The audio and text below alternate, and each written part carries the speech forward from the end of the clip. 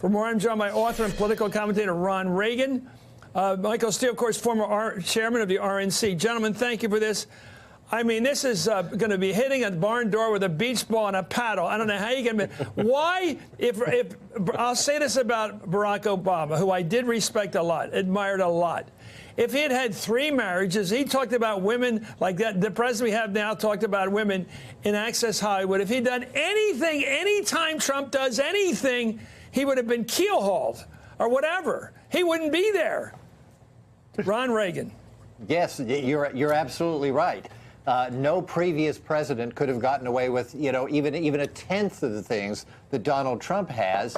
But the reason I think is that his base, which is about a third of the electorate or so, they really aren't in touch with reality. And the most important thing to them is, I think, he seems to hate the same people that they hate. And that includes all 3 of us, by the way. If we're angry about something Donald Trump did, Donald Trump must be doing something right as far as they're concerned. It's really the real Trump derangement syndrome. That's not with us, it's with them. Let's take one small particle of Donald Trump's MO. Yeah. My Vietnam, he told Howard Stern, was avoiding sexually transmitted diseases during Vietnam. that was his. I mean, is that a campaign pitch? Who does that impress? Yeah, I don't know how many people you will win over with that, but it is a creative argument, I guess. Look, I think Ron's got it right. I mean, the bottom line is Trump is in the safe space because he has a base that is with him regardless, and again, don't like the same people he doesn't like. And that safe space includes a Congress, House and Senate, that is not disposed to do anything to disrupt that flow because they themselves are afraid of that base. So when they're looking at their congressional districts and they're seeing 70 to 90% approval for the president, they're not going to get on the wrong let me challenge this. Ron, you said he hates what they hate. Okay. Your father said that Gorbachev, okay, you said your father, I hate to use your father, but it's a great example. He was a popular, successful president. He said that Gorbachev, the head of the then Soviet Union, trust but verify. Trump says to Putin, can I sit on your lap? I mean, I'm sorry. There's a difference. But if you think about Trump's base, and we're talking about Trump's base, and that's really in a way what's driving all this. But they don't like Putin's base. No, they do like Putin. If you look at the polls, Putin's popularity has gone way up. I swear to you that if it were left just up to Donald Trump's base, they would elect Vladimir Putin as president of the United States over virtually anybody with a D after their name. And I'm not kidding you. Well, what comes first, their love of Putin or Trump's love of Putin? Well, I think it goes hand in hand. If Trump seems to love Putin, then they'll love Putin too.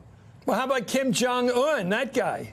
I mean, how far can you stretch the fact if you like Trump, you go along with all of his crap, and it is crap, and I don't understand. There's something here we haven't gotten to.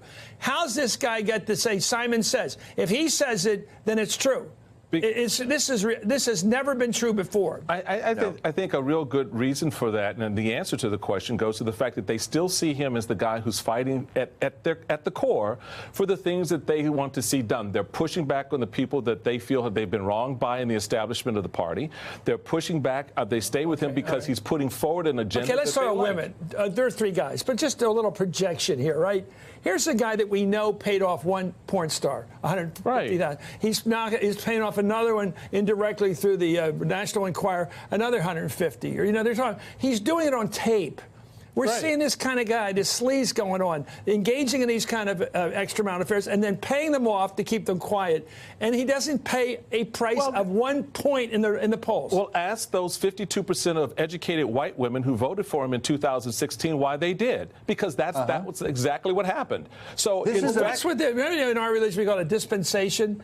How does he get this dispensation? What bishop says you can eat meat on Friday, you can skip church today? But the bishop who does that, the congregation likes, even though that's not the norm of the church. Ron, who gave him a dispensation where he gets to do anything he wants to and everybody else is held accountable? The husbands of these women who like him and put up with him, they don't get the dispensation for this kind of stuff. How about the fathers of the teenage girls, the teenage beauty contestants, where he bragged on radio about sneaking into their dressing rooms in order to see them naked? Imagine if Barack Obama had been caught on tape saying something about that.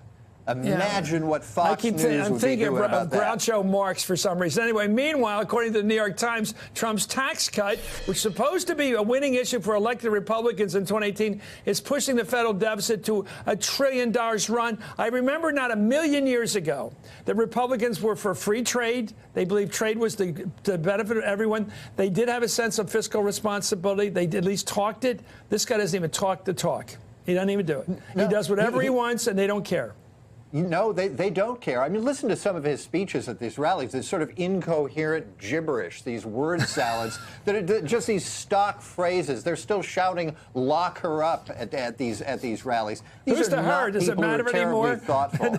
Does it even matter anymore who the her is? No. No. Insert name here.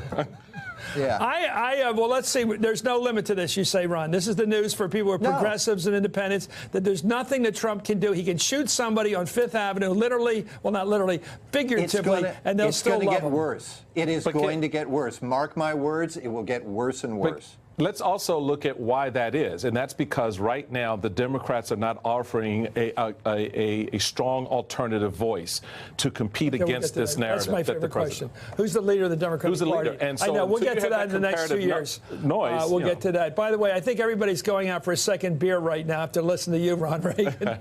Hey there, I'm Chris Hayes from MSNBC. Thanks for watching MSNBC on YouTube. If you want to keep up to date with the videos we're putting out, you can click subscribe just below me, or click over on this list to see lots of other great videos.